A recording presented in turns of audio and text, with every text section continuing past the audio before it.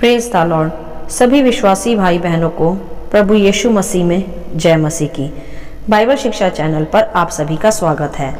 हमारे इस चैनल को देखने के लिए आप चैनल को सब्सक्राइब करें और बेल आइकन के ऑल बटन को ज़रूर दबाएं, तभी आपको हमारी आने वाली हर वीडियो का नोटिफिकेशन मिलता रहेगा। आज मैं आपके लिए बाइबल की पुस्तक से मत्ती अध्याय 12 का वचन 43 से 45 लेकर आई हूँ, अधूरे सुधार से विपत्ति। तो चलिए भाइयों बहनों, हम वीडियो स्टार्ट करते हैं। बाइबल दर्शाती है यहाँ कि जब अशुद्ध आत्मा मनुष्य में से निकल जाती है तो वह सूखी जगहों पर विश्राम ढूंढती फिरती है और पाती नहीं।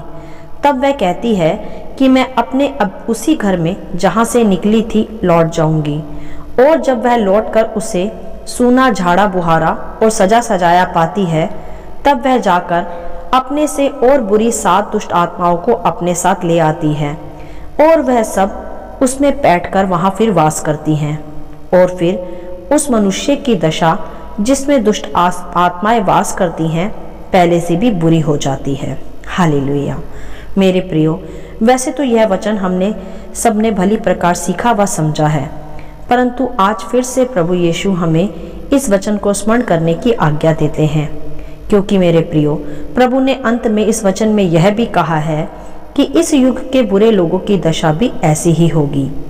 मैं यह नहीं कहती कि हम हैं वह बुरे लोग, नहीं, परंतु हाँ, मैं यह कहती हूँ कि हमें आज के इस अंतिम युग में ऐसी दशा के लोगों को पहचानना भी है और खुद को भी ऐसी दशा होने से चौकसी करके बचाना भी है। तो आइए भाइयों बहनों, हम अब कुछ बातों का यहाँ अध्ययन कर लेंगे। जैसा कि वचन हमें बताता ही है कि जब अशुद्ध आत्मा मनुष्य में से निकल जाती है तब वह अशुद्ध आत्मा किस प्रकार निकलती है। मेरे प्रियो, अशुद्ध आत्मा मनुष्य में से निकल जाती है जब प्रभु यीशु के नाम से अशुद्ध आत्मा को डांटा जाता है और निकाला जाता है, और फिर मनुष्य प्रभु यीशु को स्वीकार भी करता है और अपने परमेश्वर के रूप में, अपने उद्धारकर्ता के रूप में अपने जीवन में प्रभु को स्वीकार करता है।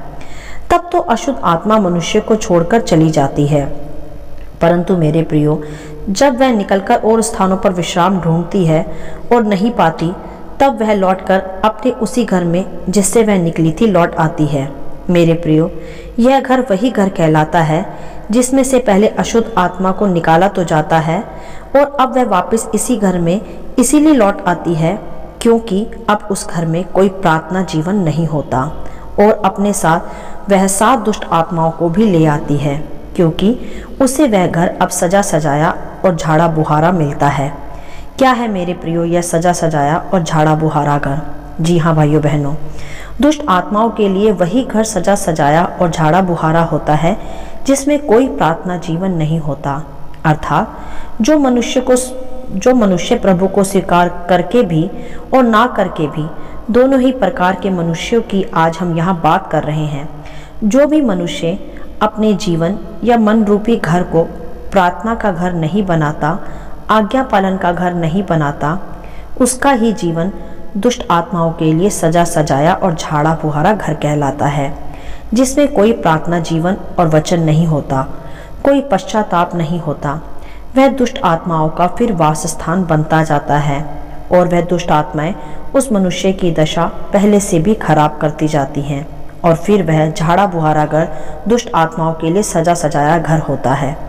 जहाँ पवित्र आत्मा नहीं, वही घर दुष्ट आत्माओं का वास स्थान है। मेरे प्रियो, पवित्र आत्मा अशुद्ध स्थानों में वास नहीं करता। जहाँ प्रभु यीशु का नाम ही नहीं होगा, प्रार्थना ही नहीं होगी, वचन पालन और अध्ययन भी नहीं होगा, पापों की कोई क्षमा नहीं होगी, कोई पश्चाताप नहीं, वरन परमेश्वर का कोई सच्चा भय नहीं होगा, फिर वह घर दुष्ट आत्मा का ही वास स्थान कहलाएगा। क्योंकि मेरे प्रियो, ऐसे ही अंधेरी स्थानों में रहने का अधिकार आज भी दुष्ट आत्माओं के पास है, क्योंकि अब तक शैतान व उसके दूतों को हमेशा के लिए अथाह कुंड में नहीं डाला गया। वह भी पृथ्वी पर ऐसे मनुष्यों में ही वास करती हैं जिनका कोई प्रार्थना जीवन नहीं होता, जिनके जीवन में प्रभु यीशु का कोई भय नहीं होता। वह जो चाहे गलत काम अपने जीवनों में करते हैं। उन्हीं के जीवन में अंधकार की शक्तियाँ अर्थात अशुद्ध आत्माएं वास करती हैं और मनुष्य की दशा पहले से भी बुरी होती जाती है और फिर वह समझ भी नहीं पाता कि उसकी ऐसी दशा अर्थात पहले से भी बुरी दशा क्यों होती जा रही है। परंतु मेरे प्रियो, यही आज हमें जानने व पहचानने की आवश्यकता है। जांचें आज हम अपने आप को इस वचन के आधार पर कि क्या हमारा जीवन प्रभु के आधार पर है या दुष्ट आत्माओं के आधार पर। हमारा जीवन पाप व बुराई में फंसा है या पवित्रताई में। क्योंकि मेरे प्रियो, अंधकार की वह बातें और अंधकार की वह शक्तियाँ दुष्ट आत्माओं को अवसर देती हैं कि वह उन स्थानों पर वास करें जहाँ वचन और प्रार्थना नहीं होता। मेरे प्रियो, हमें अपने जीवन को प्रार्थना जीवन बनाने की आज आवश्यकता है। जिस मनुष्य का जीवन प्रार्थना जीवन होता है और उसका हृदय परमेश्वर के भय में चलता है, तब उसका हृदय रूपी घर पवित्र आत्मा का वास स्थान बनता जाता है और फिर वह बहुत आशीषों को पाता भी है और अनंत काल में प्रवेश भी करता है। परंतु मेरे प्रियो, जिस किसी मनुष्य के जीवन में प्रार्थना जीवन नहीं होता, फिर वह दुष्ट आत्माओं के लिए वास स्थान बनता जाता है। इसीलिए मेरे प्रियो, जिनको दुष्ट आत्माओं ने घेरा है, अशुद्ध आत्माओं ने आज घेरा है, आज प्रभु उन्हें सिखाते हैं और कहते हैं कि मैंने तुम्हें स्वतंत्रता के लिए स्वतंत्र किया है, इसीलिए फिर से दासत्व के जुए में ना जुटना। हालेलुया। तो मेरे प्रियो, हमें अपना जीवन प्रार्थना का जीवन बनाना है, वचन पालन के आधार पर जीवन को जीना है। यदि हमारे जीवन में प्रार्थना व वचनों से भरा जीवन नहीं होगा तो वह शैतान के लिए एक अवसर होगा, और यदि हमारा जीवन प्रार्थना और वचनों से भरा होगा तो वह पवित्र आत्मा के लिए वास के लिए एक स्थान होगा, जहाँ पवित्र आत्मा के लिए वह सजा सजाया घर वास स्थान कहलाएगा। और यदि पवित्र आत्मा हमारे जीवन में वास करेगा तो मेरे प्रियो, निश्चय ही हम आशीषों से भरा और आनंद से भरा जीवन जिएंगे। तो मेरे प्रियो, हमें अंधकार की ताकतों को अपने भीतर रहने का अवसर नहीं देना। अब आप इस वचन के आधार पर खुद को जांच सकते हैं और चयन भी कर सकते हैं कि आपका जीवन दुष्ट आत्माओं का वास स्थान है या पवित्र आत्मा का वास स्थान है। हालेलुया। मेरे प्रियो, प्रभु यीशु ने हमारा आधा अधूरा सुधार नहीं किया है, उसने हमारा पूरा छुटकारा किया है, उसने क्रूस पर पूरा दाम चुकाया है। इसीलिए हमें आज इस अधूरे सुधार से आने वाली विपत्तियों से सावधान रहना है और खुद को बचाए भी रखना है, और हमें अपना एक प्रार्थना जीवन मजबूत बनाना है और पवित्र आत्मा की अगुवाई में चलकर अनंत जीवन में हमें बलपूर्वक प्रवेश भी करना है, क्योंकि इसी के लिए प्रभु यीशु मसीह ने हमारी रचना की है, अशुद्ध आत्माओं के लिए नहीं। इसीलिए प्रभु ने कहा भी कि अंतिम समय के युग के लोग ऐसे ही होंगे। मेरे प्रियो, ध्यान रखें कि हम भी अंतिम समयों में जी रहे हैं। आज शैतान गरजने वाले सिंह के समान मुंह फाड़े बैठा है कि कब किसको निकल जाए।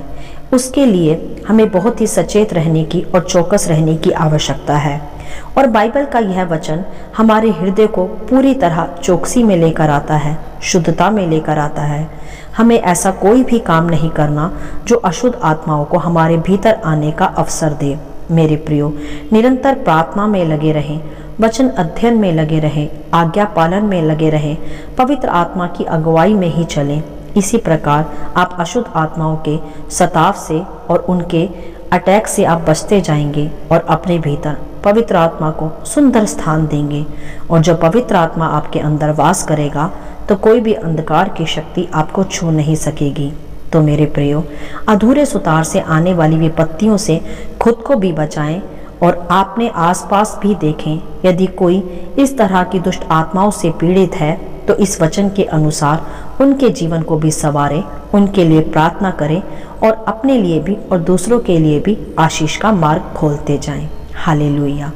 आशा करती हूँ इस वचन का संक्षिप्त विवरण आप सभी को समझ में आया होगा।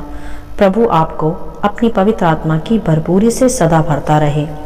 यदि आप चाहते हैं कि दूसरे भी इसे सुनकर आशीष पाएं, तो आप दूसरों के साथ भी इसे शेयर कर सकते हैं, क्योंकि हमारे प्रभु यीशु मसीह की यही इच्छा है। आमीन and God bless you all.